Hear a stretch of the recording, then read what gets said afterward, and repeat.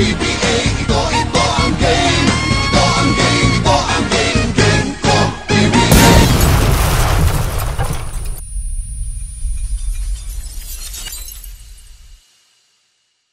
Mula sa isang maliit na bayan sa Mindanao, patungo sa pinakamalalaking entablado ng Philippine Basketball Association at sa karangalan ng bansa.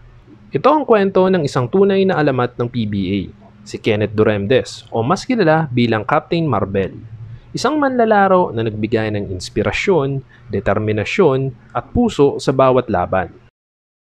Ipinanganak si Kenneth Celera Duremdes noong January 31, 1974 sa Coronadal, South Cotabato.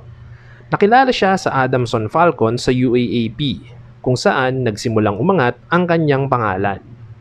Sa Philippine Basketball League o dating PBL, nakamit niya ang Rookie of the Year noong 1993 sa Burger Machine at nagwagi ng kampyonato noong 1994. Dito unang nakita ang kanyang matinding drive, kumpiyansa at walang takot na estilo ng laro. Noong 1995 PBA Draft, napili si Kenneth bilang 3rd overall pick ng Sunkist Orange Juicers. Bagaman nagsimula siya bilang role player, agad niyang ipinakita ang kanyang potensyal. Kasama siya sa Sunkist team na nanalo ng All-Filipino Cup at Commissioner's Cup noong 1995. Ito ang naging unang hakbang niya patungo sa pagiging isa sa mga bituin ng liga.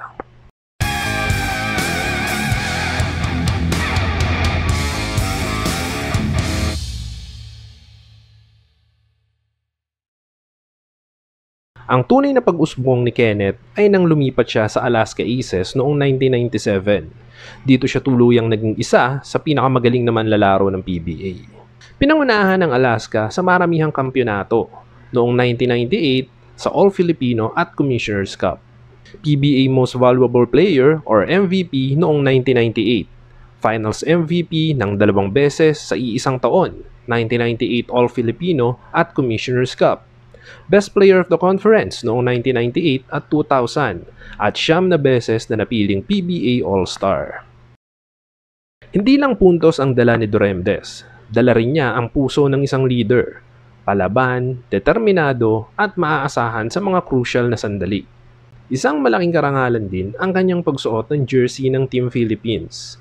Kasama siya sa Philippine Centennial Team noong 1998 Asian Games sa Bangkok, kung saan nakakuha sila ng bronze medal. Siya rin ang leading scorer ng koponan sa Asian Games at sa William Jones Cup. Hindi lang basta naglaro si Kenneth para sa bansa, ipinakita niya ang puso ng isang Pilipinong mandirigma. Matapos ang matagumpay ng mga taon sa Alaska, lumipat siya sa Santa Lucia Realtors noong 2003 at nagtapos ng karera sa Coca-Cola Tigers noong 2008. Sa loob ng mahigit isang dekada sa PBA, pinatunayan niya na kaya niyang makipagsabayan sa pinakamagaling. Dahil sa edad at injury, unti-unting bumagal ang kanyang laro, pero nanatiling buo ang respeto ng fans at mga kapwa manlalaro sa kanya. Balikan natin ang kanyang mga tagumpay.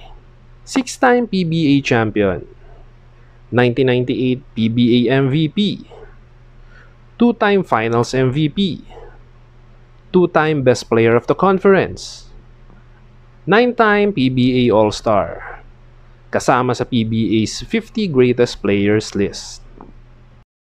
Ang bansag na Captain Marbel ay mula sa kanyang pinagmulan, Coronadal, na dating tinatawag na Marbel, at sa kanyang estilong pamumuno, kalmado pero matatag. Si Kenneth ay naging simbolo na ang tagumpay ay hindi limitado sa mga tagalungsod. Kahit sino, basta may sipag at puso ay pwedeng umabot sa tuktok. Marami tayong matututunan kay Kenneth Duremdes. Sipag at tiyaga. Mula amateur, college, hanggang pro, hindi siya tumigil mangarap. Pagiging flexible, marunong siyang umangkop sa bawat papel sa team. Lakas ng loob sa pressure. Laging handang lumaban sa malalaking laban. Pagpapahalaga sa team.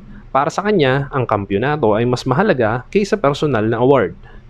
At pagbibigay balik. Pagkatapos ng kanyang playing career, naging coach at kalaunan ay commissioner ng Maharlika Pilipinas Basketball League or MPBL. Maaring nagretiro na si Kenneth Duremdes, pero ang kanyang impluensya ay buhay pa rin sa bawat batang basketbolista. Isa siyang paalala na bawat laban, ang pinakamahalagang sandata ay puso at disiplina.